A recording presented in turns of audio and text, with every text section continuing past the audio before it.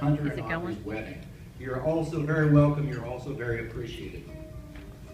It's been said that you can choose your friends, but you can't choose your family. Well, when Hunter and Audrey chose each other, Barb and I were fortunate enough to get wonderful new friends and wonderful new family. Mike and Holly, thank you so much for being gracious to us and being so very welcoming to Audrey. We look forward to, well, a lifetime of friendship, fellowship, and family. Thank you again.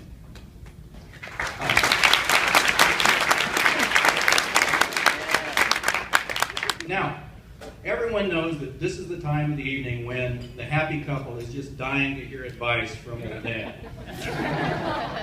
So, I thought long and hard about this, and Audrey's got me on a very short word count, so I'm going to be quick about this.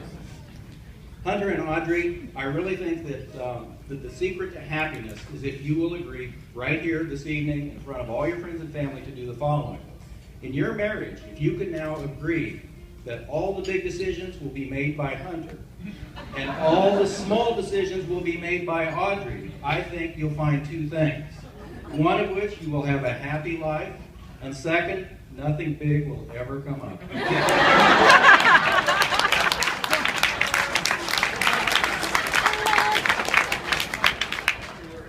Okay, I would like to conclude by offering the couple a traditional Irish blessing.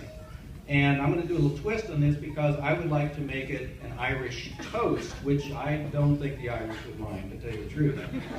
So please raise a glass and join me in this blessing/toast to the happy couple.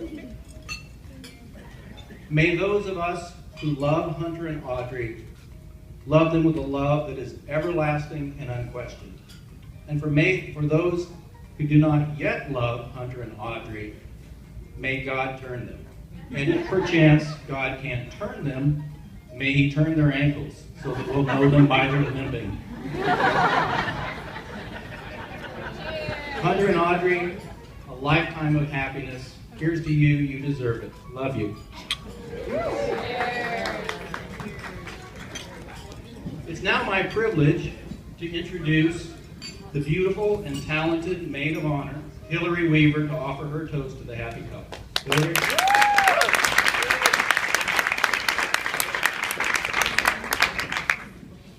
All right, well, Brian kind of showed me up because I have it all written down. So, in high school and early college, we take personality tests to evaluate how we best work in groups or with which careers we'd be best suited. One of these notorious tests is the True Colors test. If after taking this test you're deemed a green, you're innovative and logical, believe work is play, question authority. Orange, free and spontaneous, active, optimistic, like to be the center of attention. And then there are blues and golds. Blues value close relationships, encourage expression, need opportunities to be creative and nurture people, plants, and animals. I am about as blue as they come. I'm a walking, weeping, metaphor-making, emotionally analytical blue person. And the exact opposite of blue people, gold people. Golds are dutiful and stable, desire punctuality, goal-oriented, schedule their lives, and enjoy positions of authority. Audrey is, as far as I'm concerned, completely and thoroughly a gold. Of all their qualities, golds are commonly interpreted as bossy. Since I met her, Audrey has been the bossiest person in my life, and she's good at it. As if to prove it, she informed me at one point that I was too busy to worry about writing a speech for tonight. When she found out I had, she tried to edit it.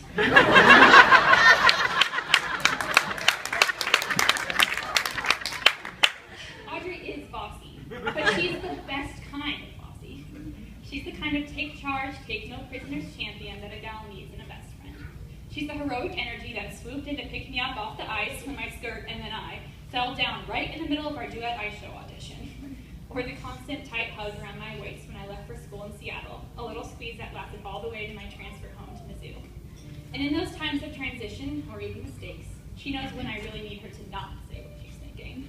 To not say, I told you so, but to say, I just want you to be happy, and for me to know she means it. And when Audrey makes a statement or prediction, I take her seriously. For example, one summer evening before freshman year of college, we sat eating Sparky's ice cream and talking about this new girl she was dating. I'm going any of my other 18-year-old friends, I would have seriously questioned her sanity.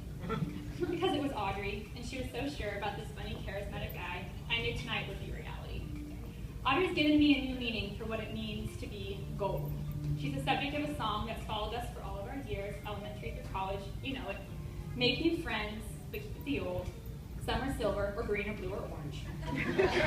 And the others, gold. Here's to you, Audrey, and to Hunter, who's just come into a lifetime of invaluable gold. I wish you both the very best now and forever.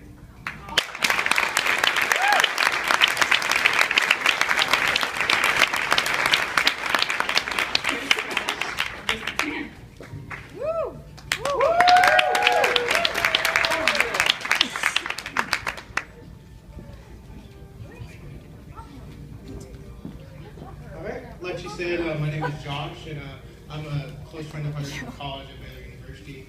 I'd first like to just start the night off with thanking the wonderful parents of the bride and groom, Mr. Isabel and Mr. Tonight, I'm glad we got the privilege to share this wonderful moment with them. Without them, they obviously wouldn't have kids for us to be here tonight. But like I said, I met Hunter on the first day of freshman year at Baylor. And one thing that really stuck out to me was that he first said that we should all hang out together because we're both short, and when we walk down the hallway, we'll look average height together. And